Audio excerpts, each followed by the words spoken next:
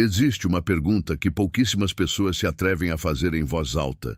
Talvez porque a resposta seja incômoda demais. A pergunta é esta: como pode o homem mais sábio que já existiu sobre a face da terra ter destruído a própria vida, fazendo exatamente tudo o que ele mesmo disse para nunca se fazer?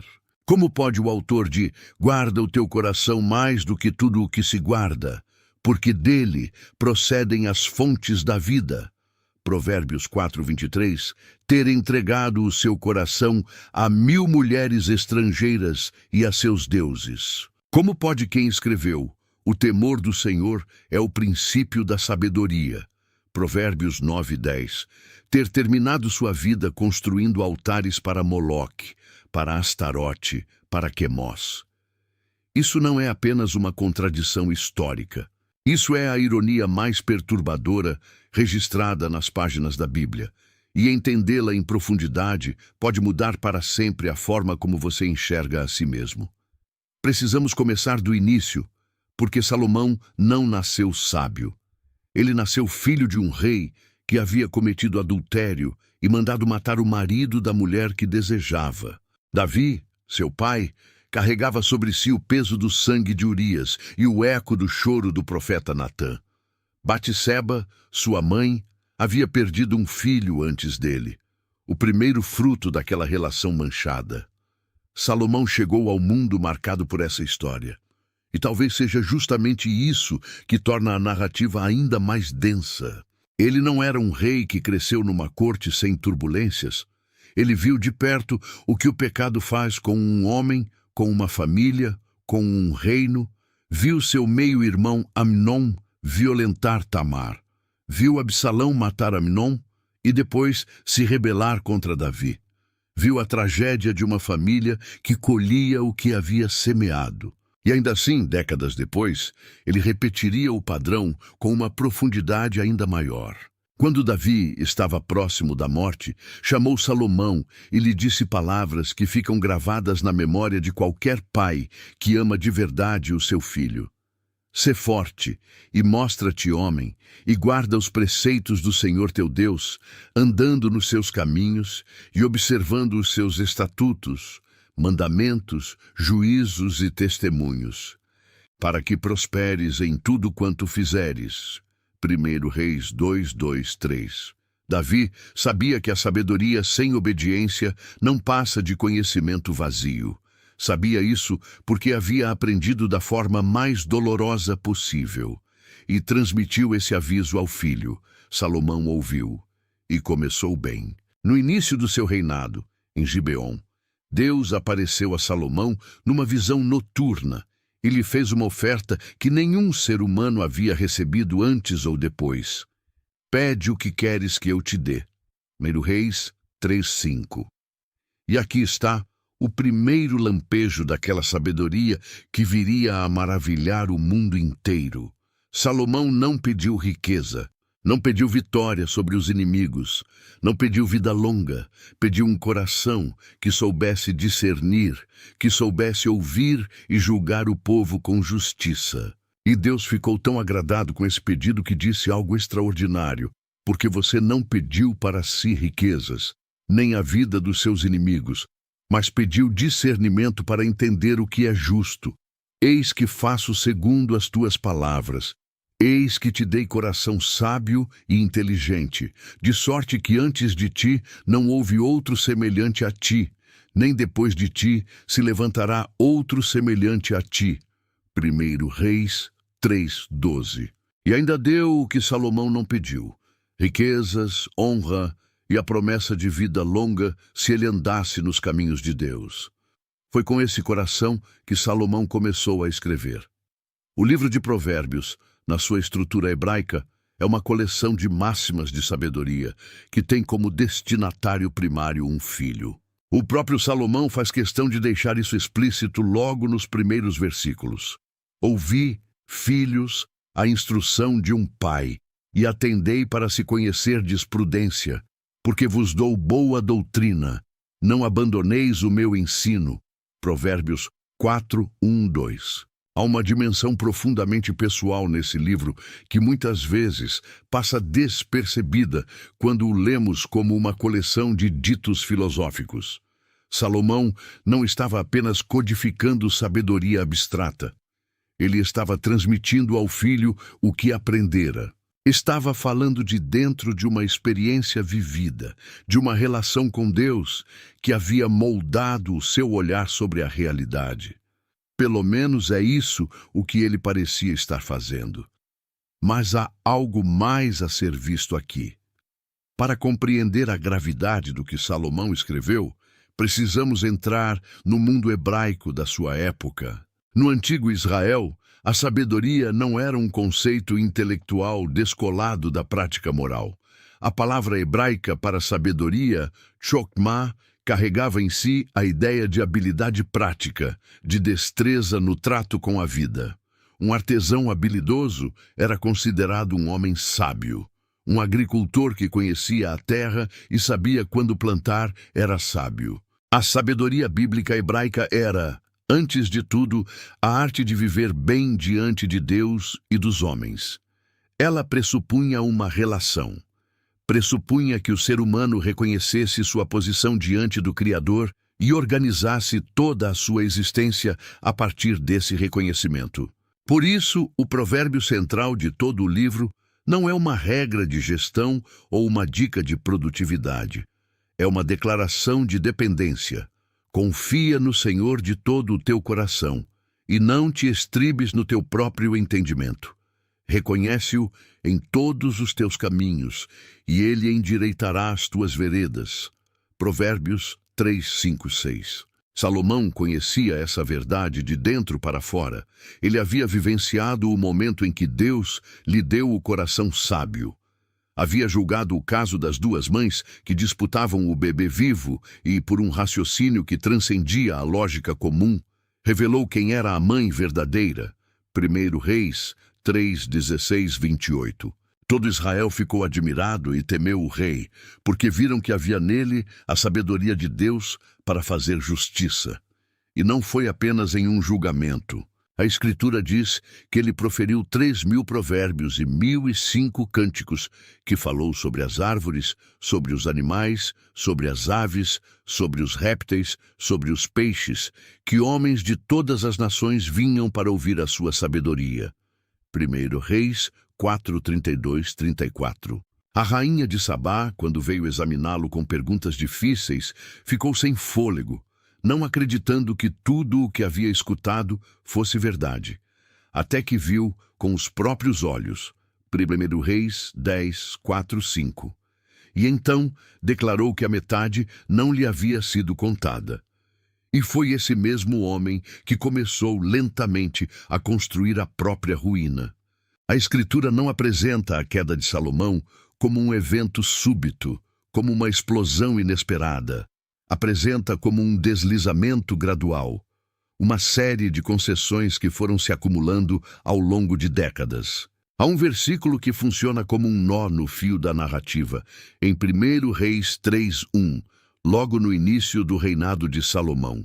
Salomão fez aliança com Faraó, rei do Egito, e tomou a filha de Faraó, e a trouxe para a cidade de Davi. O narrador coloca isso logo ali, como um sinal de alerta, antes da sabedoria recebida em Gibeon, antes dos julgamentos famosos, antes do templo. Já havia ali uma fissura, uma aliança política selada com um casamento, o que contrariava diretamente as instruções da Torá. Deuteronômio 7, 3, 4 proibia ao povo de Israel contrair matrimônio com os povos das nações ao redor, explicando o motivo com exatidão, porque desviaria do Senhor o teu filho. E Deuteronômio 17, 17 acrescentava para o rei especificamente que ele não deveria multiplicar mulheres para si, para que o seu coração não se desvie. A lei não era ambígua. E mais do que isso, uma mulher estrangeira de uma nação que havia sido símbolo da escravidão e da opressão. Salomão sabia disso. Ele havia escrito sobre isso. No livro de Provérbios, Salomão dedica capítulos inteiros ao tema da mulher estranha, da sedução, dos caminhos que parecem certos ao homem, mas terminam em morte. Porque os lábios da mulher estranha destilam mel, e o seu paladar é mais suave que o azeite. Mas o seu fim é amargo como o losna e agudo como espada de dois gumes. Provérbios 5, 3, 4. Ele descreve com precisão clínica a mecânica da sedução, o caminho gradual pelo qual um homem se perde, a porta da casa da estranha que leva ao Sheol, ao mundo dos mortos. E enquanto escrevia isso, já tinha a filha do faraó em casa. Isso não é especulação. As datas e a estrutura narrativa de 1 Reis o confirmam. Salomão estava escrevendo avisos sobre um abismo no qual já havia começado a cair. Como isso é possível? Essa é a pergunta que toca no mais profundo da condição humana. E a Bíblia não nos deixa sem resposta, embora a resposta seja dura demais para ser ouvida com conforto. A resposta está em uma palavra que aparece repetidamente em Provérbios e que em hebraico é lev, coração. O coração no pensamento hebraico bíblico não era apenas o centro das emoções. Era o centro da vontade, do raciocínio, da identidade. Era a sede de tudo o que o ser humano é e decide. Por isso Salomão escreveu: guarda o teu coração mais do que tudo o que se guarda, porque dele procedem as fontes da vida. Provérbios 4, 23. E o que a narrativa de 1 Reis 11 nos mostra com uma crueza absoluta é que Salomão não guardou o próprio coração. O mesmo versículo que resume toda a sua sabedoria é o versículo que aponta para o fracasso mais íntimo da sua vida. O rei Salomão amou muitas mulheres estrangeiras, além da filha de Faraó, moabitas, amonitas, edomitas, sidônias e etéias, das nações acerca das quais o Senhor havia dito aos filhos de Israel: não entrareis a elas, nem elas entrarão a vós, pois deveras desviarão o vosso coração após os seus deuses. A estas se apegou Salomão com amor, e teve 700 mulheres princesas e 300 concubinas, e suas mulheres lhe desviaram o coração. 1 Reis 11, 1, 3. 1000 mulheres, 1000 relacionamentos carregados de implicações políticas, religiosas, culturais, 1000 pontos de pressão sobre o coração de um homem. E cada uma delas representava um pequeno abandono do que Salomão sabia ser verdadeiro. Não aconteceu de uma vez. Aconteceu 1000 vezes. É necessário entender o contexto cultural para que a gravidade disso não seja reduzida a uma questão de moral sexual. No mundo antigo do Oriente Próximo, cada nação tinha seus deuses. E cada deusa ou deus representava não apenas um objeto de culto, mas uma cosmovisão inteira, uma forma de ordenar a realidade. Quando Salomão construiu um altar para Astarote, a deusa dos Sidônios, e um altar para Quemós, o deus abominável dos Moabitas, e um altar para Moloque, o deus dos filhos de Amon, 1 Reis 11, 5, 7, ele não estava apenas cometendo uma transgressão religiosa. Ele estava declarando, na linguagem da sua época, que a realidade não era organizada pelo Deus de Abraão, Isaque e Jacó. Estava colocando o seu trono acima do altar. Estava dizendo, com os atos, que a sabedoria que ele mesmo recebera e transmitira não era suficiente para governá-lo, que havia algo mais urgente. E o que era isso? O que era tão poderoso que conseguiu dobrar o coração do homem mais sábio do mundo? O texto sagrado nos diz com uma precisão que deveria nos fazer tremer.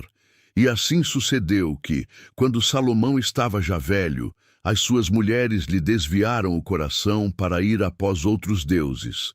E o seu coração não era perfeito para com o Senhor seu Deus, como o coração de Davi, seu pai, 1 Reis 11:4. Quando era já velho, a queda não veio na juventude impetuosa, Não veio no calor dos primeiros anos de reinado, veio na velhice, que deveria ser o tempo da consolidação, da sabedoria acumulada, da proximidade com Deus. Veio depois de décadas de construção do templo mais glorioso que o mundo havia visto. Veio depois de ter escrito Eclesiastes, com sua angústia profunda sobre a vaidade de todas as coisas. Veio, talvez, dentro da própria escrita de Eclesiastes. Porque Eclesiastes é o livro de um homem que experimentou tudo, que chegou a uma espécie de amargura existencial, que olhou para dentro e viu o vazio, mas que não soube transformar esse reconhecimento em arrependimento. Há quem leia Eclesiastes como o livro do desespero, mas é mais preciso lê-lo como o livro da crise de um homem que sabia demais sobre Deus e vivia de menos para Deus. Tudo é vaidade.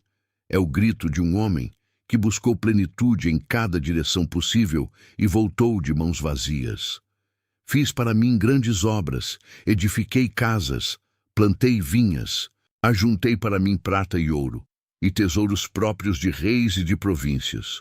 E tudo quanto os meus olhos desejaram não lhes neguei. Não refreei o meu coração de alegria nenhuma, porque o meu coração se alegrava em todo o meu trabalho. E esta foi a minha porção em todo o meu trabalho. Quando me voltei para todas as obras que as minhas mãos tinham obrado, e para o trabalho com que laboriosamente trabalhei, eis que tudo era vaidade e vexame de espírito, e não havia proveito algum debaixo do sol. Eclesiastes 2, 4, 8, 10, 11. Salomão não era ignorante do Deus que servia. Era alguém que havia visto, experimentado, escrito e ensinado sobre esse Deus com uma profundidade que poucos seres humanos na história atingiram. E ainda assim, havia uma lacuna entre o que ele sabia e o que ele era, entre o conhecimento que possuía e a obediência que praticava, entre a sabedoria que transmitia e o coração que guardava. Essa lacuna é o campo de batalha da vida espiritual. E Salomão perdeu essa batalha não porque era ignorante, mas porque era poderoso demais, rico demais, livre de pressão demais. A prosperidade extrema, ironicamente, foi uma das condições que permitiu a sua queda. Porque quando não há consequência imediata, quando os recursos são ilimitados, quando ninguém pode dizer não a um rei, a carne encontra espaço para avançar sem que o espírito precise opor resistência imediata. E é precisamente aqui que outro texto dentro do próprio livro de Provérbios adquire um peso dramático. O capítulo 30 não foi escrito por Salomão, mas por Agur, filho de Jaque, Provérbios 30 por 1. Um homem que se apresenta com uma humildade desconcertante. Certamente sou mais estúpido do que qualquer outro homem, e não tenho entendimento de homem, não aprendi sabedoria, e não tenho o conhecimento do santo. Provérbios 32, 3. E esse homem, que declarou abertamente não ter a sabedoria de Salomão, foi quem pediu exatamente o que Salomão nunca soube pedir. Não me des pobreza nem riqueza, ministrai-me o pão que me é necessário, para que, saciado, não te renuncie e diga, quem é o Senhor? Ou para que, sendo pobre, não furte e profane o nome do meu Deus. Provérbios 38, 9.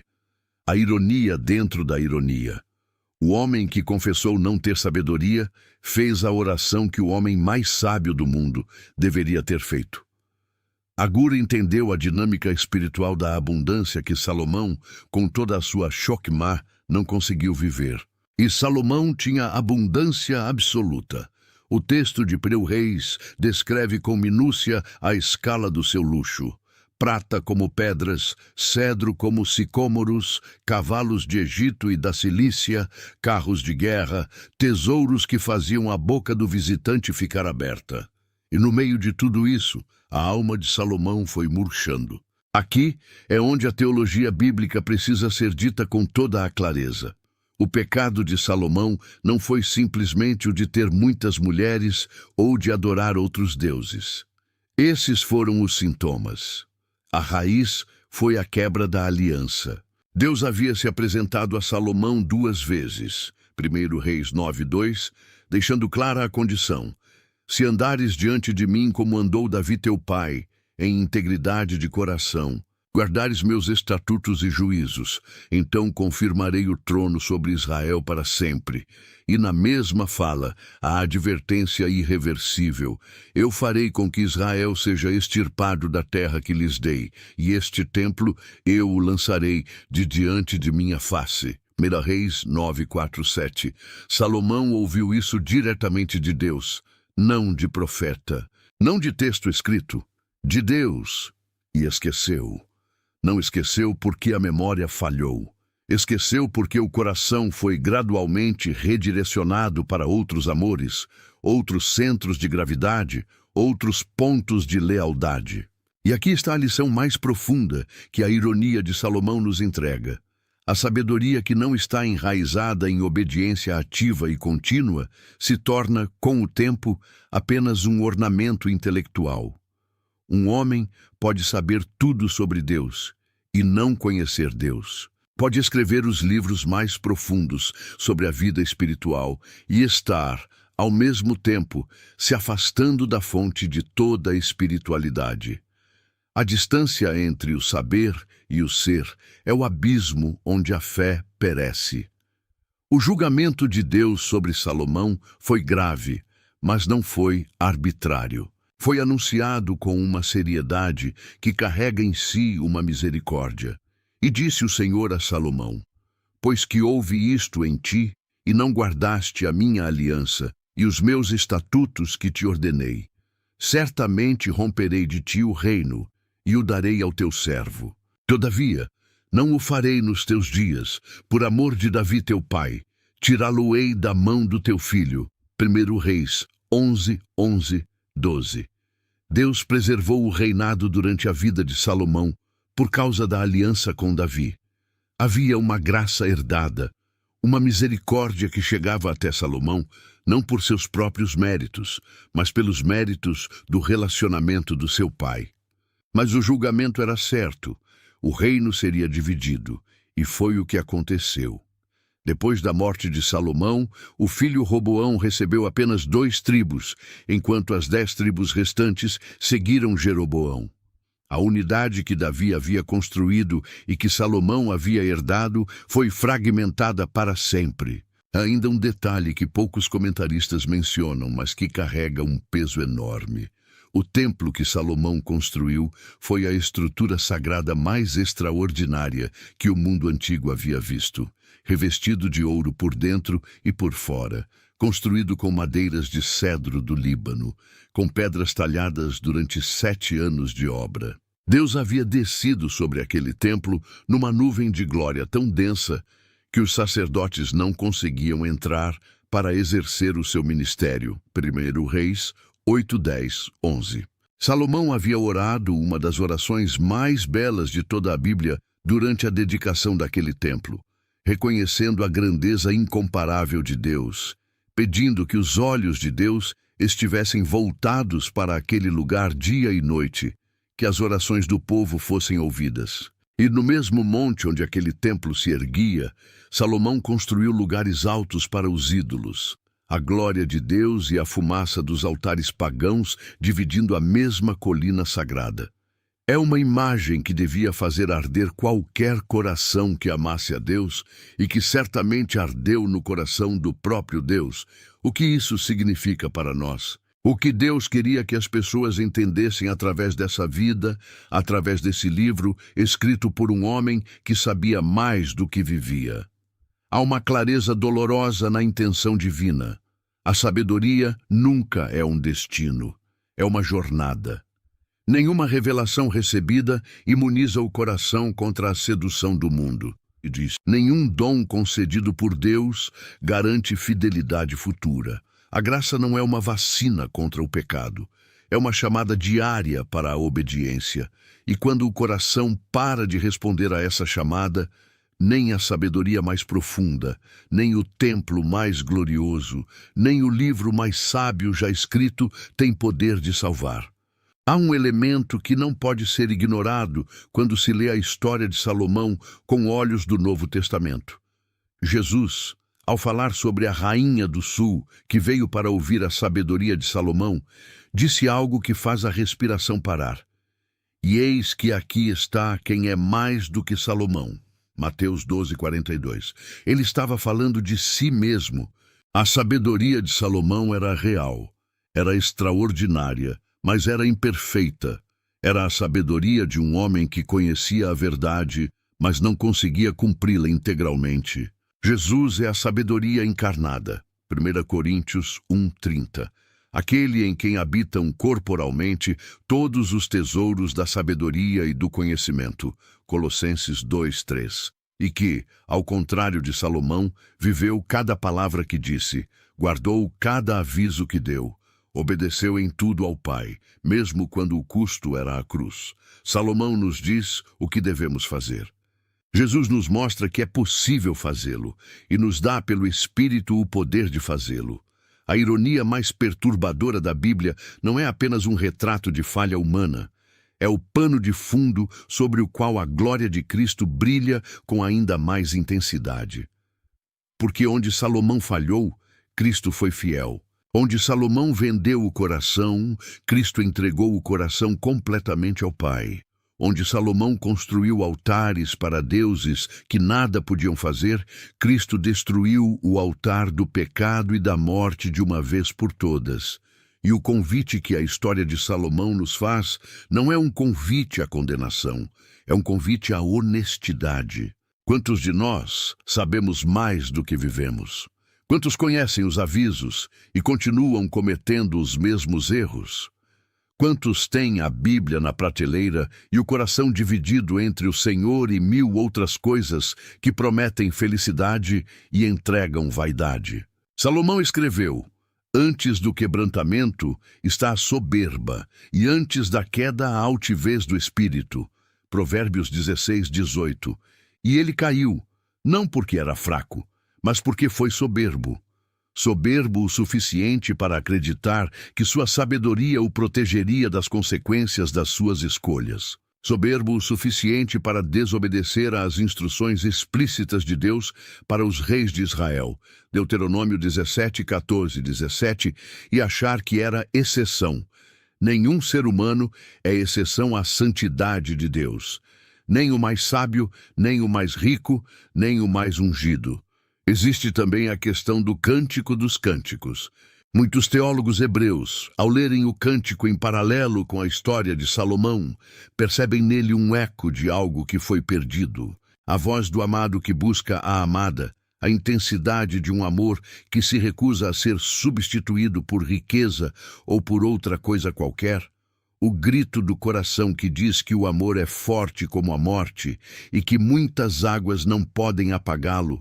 Cântico 8, 6, 7. Tudo isso soa como a lembrança de um amor original que Salomão uma vez soube honrar e depois foi fragmentando ao longo de 1000 relações que nunca conseguiram preencher o que apenas um amor verdadeiro pode preencher. 1000 mulheres. E nenhuma conseguiu fazer o que o amor certo faz, porque o problema não era quantitativo, era qualitativo. Era espiritual. Salomão estava tentando saciar uma sede que só Deus pode saciar com tudo o que Deus proibiu que fosse usado para isso. E no final, talvez o mais tocante seja isso. A última palavra de Eclesiastes, aquela que Salomão deixou como herança depois de tudo, depois de cada palácio construído, cada mulher amada, cada ídolo levantado, cada provérbio escrito, cada alegria experimentada e cada vaidade reconhecida, é esta: teme a Deus e guarda os seus mandamentos, porque isto é o dever de todo o homem. Eclesiastes 12, 13. Ele voltou ao começo, voltou à fundação, e a pergunta que fica no ar, a pergunta que a Bíblia não responde explicitamente, mas que paira sobre cada leitor, é se Salomão escreveu isso como um homem que havia se arrependido de verdade, ou como um homem que sabia a verdade, mas ainda não havia conseguido viver por ela. O que Deus quis passar com tudo isso? Quis mostrar que o conhecimento sem o coração é uma construção sem alicerce. Quis mostrar que a dádiva não substitui a obediência. Quis mostrar que a maior ameaça à fé de um homem pode não ser a perseguição, a pobreza ou a ignorância, mas a prosperidade, o poder e o acesso a tudo o que o coração deseja. E quis, acima de tudo, apontar para um dia em que viria alguém maior que Salomão. Alguém que não apenas saberia o caminho, mas seria o caminho. Não apenas conheceria a verdade, mas seria a verdade. Não apenas teria a vida, mas seria a vida. E esse alguém deixou claro: o coração do homem precisa de mais do que sabedoria. Precisa de redenção. A história de Salomão é um espelho, e o que vemos nele pode nos perturbar profundamente, porque vemos a nós mesmos. Vemos nossa capacidade de saber e não fazer, de pregar e não viver, de ensinar e não obedecer. Mas também vemos a misericórdia de um Deus que, mesmo diante da traição de Salomão, não destruiu imediatamente, que preservou por amor de Davi, que anunciou o julgamento, mas também abriu uma saída, que nunca desistiu de um povo que tantas vezes desistiu dele. Se você chegou até aqui, deixa nos comentários de onde você está nos ouvindo hoje. De qual cidade, de qual país, de qual lugar do mundo esse texto encontrou o seu coração? Porque a mensagem de Salomão não é apenas sobre um rei que viveu 3.000 anos atrás. É sobre você, sobre mim, sobre cada ser humano que já soube o que deveria fazer e escolheu o caminho mais fácil. Sobre cada um que carrega a palavra no bolso e o coração dividido no peito. A ironia mais perturbadora da Bíblia é também o mais honesto retrato que as Escrituras nos oferecem da condição humana. E é a partir desse retrato que a graça de Deus faz mais sentido do que em qualquer outro lugar.